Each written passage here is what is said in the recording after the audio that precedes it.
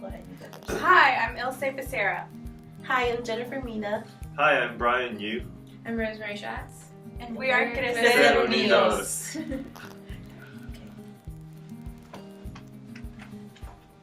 Okay, so just to kind of introduce who we are, we wanted to let you guys know that millennials are like the fervent up and coming generation. Right now, there are over 80 million millennials in the United States, and they are producing about $600 trillion in our market in terms of retail. And so knowing this information, we can use it to better enhance Kohl's new method of attracting millennials. And in the United States alone, the spending of millennials is gonna grow the economy by $1.4 trillion. So just kind of going off with this thing, we were thinking about how can Kohl's attract millennials in their in-store experience. So although we know, millennials love to shop online, we still love to feel the texture of our clothing. We still like to try it on. And what we realize is that when we walk into Kohl's, everything is very generalized, and it kind of looks like a general store. There's no physical, personal feel as a young person. Like, I'm not like, oh, this is a really cool store.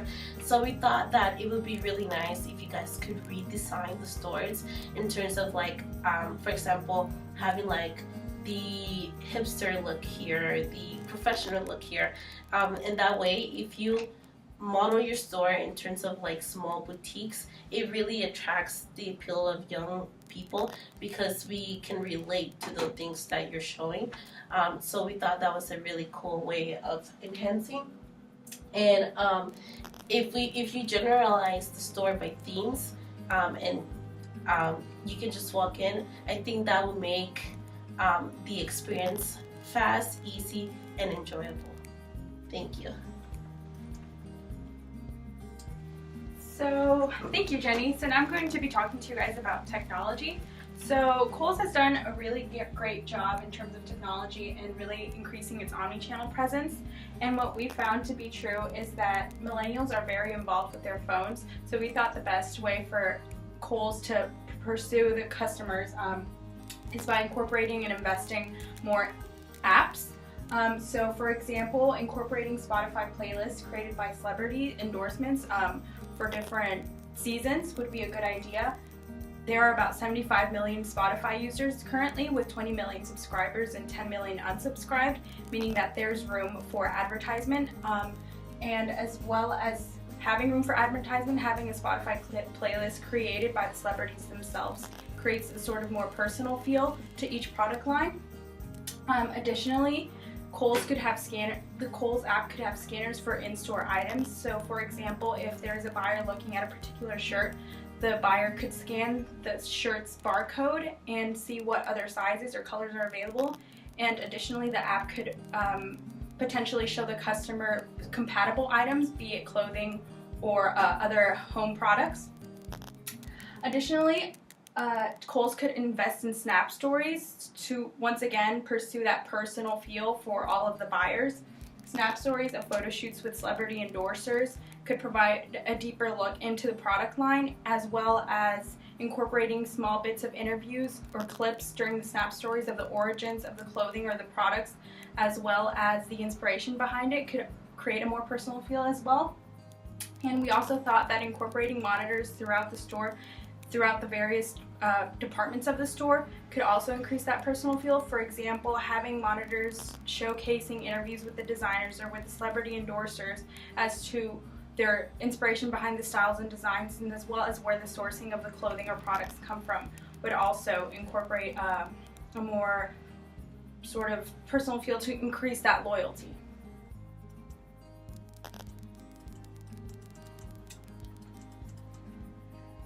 So now Brian is going to talk to you guys about seamless customer-centric shopping experience.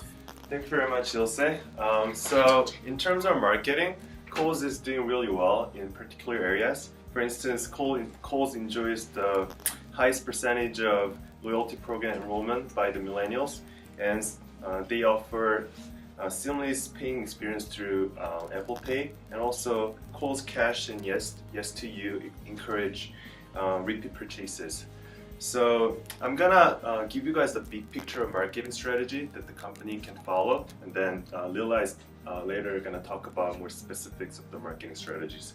So I can give you guys three major recommendations, and the key to these recommendations is that we need to have a seamless, customer-centric shopping experience. So basically, our first recommendation is that Kohl should be able to connect with the millennials at the very personal level.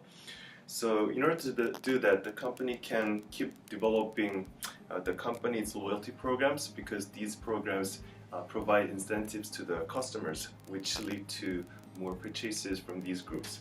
And it also has to offer special discounts to social media fans. I mean, like, traditional way of one-way marketing doesn't simply work right now, because millennials want to have authentic, customer-centric shopping experiences. They want to be informed and involved, not just marketed to. So we shouldn't like shout them out to like buy. I mean, we should give them an impression that we actually care about you guys and care about your interests, rather than just like asking them to like buy our products. And then our second recommendation is to provide this group with the seamless experience. What I mean by seamless here is that having a single conversation that integrates all of our operational elements together. So in other words, the millennials should be able to transition effortlessly from smartphone to personal computer to physical store in their request for products and services. Otherwise, these millennial groups are not going to bother to search for these products and services by taking their own time and energy. And last recommendation is to engage in a user-generated and customer-driven marketing. The millennials want to be part of the company marketing rather than just being a passive buyer like the old generation. So we can use them as like marketers. They can like represent the company. So also they trust and rely upon the word of mouth and opinions of others, rather than simple brand communications and advertising. So with these user-generated and consumer-driven marketing, Kohl's reputation is going to shine among this group, which is going to lead to more and more purchases from this group. And now Lila is going to talk about more specific of the marketing strategies. Thank you, Ryan. So actually, just to kind of go off of what he was talking about a second ago, with the idea of millennials really driving the marketing strategies. Okay, cool. And to go with the idea of that millennials really don't like being marketed to. They don't like for a company to be shouting at them to buy our product. That's not the way that we work. They respond very badly. We respond very badly to companies basically attacking us with ads that say buy and don't really give us any relevant content, something that we would appreciate. So this ties in with the idea of native advertising, which basically means that companies, they connect with their customers, particularly millennials, on a level that's more personal by providing content that is extremely relevant to the lives of millennials. Recently, platforms such as BuzzFeed and YouTube have done a really good job of really pursuing this type of advertising, and so other companies such as Geico and Virgin Mobile have posted content that's not like, buy our product. It's 30 things that are relevant to you. So I think if Kohl's pursued a strategy similar to this, it would be very beneficial. So, next slide. Regarding products, I feel like this ties into a lot of the stuff that everyone has already said, but more specifically. So one thing that I think should be pursued would be brand renewal.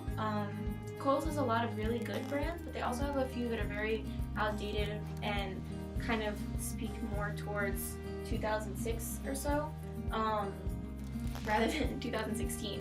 So maybe if we could cut out those brands, that would be really good. And I feel like you should look at basically like customer surveys and which ones are appreciated and how customers feel about particular brands in terms of that. Drop brands with low quality. Once again, by looking at customer surveys, that could be a way to figure that out. And choose fresh new brands that really feel like they're, looking forwards rather than looking back a couple years. Another thing that really ties in with our in-store experience points and some of our marketing points would be the idea of choosing collections that fit together and then organizing them in that way, so that this way someone could come into the store and rather than seeing, a large variety of things that, they're kind of interested in but don't have a particularly strong feeling towards, if they were organized and put into collections that were kind of themed towards people with different styles, then someone could come into a store and okay, so maybe they don't notice other sections of the store that don't interest them as much, but this one particular section really speaks to them, and they think of Kohl's, and they think of this one particular part of the store that is very appealing to them, and they'll come back for that. So basically we want that strong appeal, not a mediocre appeal. And in conclusion, we would like to thank you all for presenting us with this problem, and we hope that you'll consider our strategies. We feel like that they would really help improve your stores and experience. Thank you so much. Thank you. Thank you very much.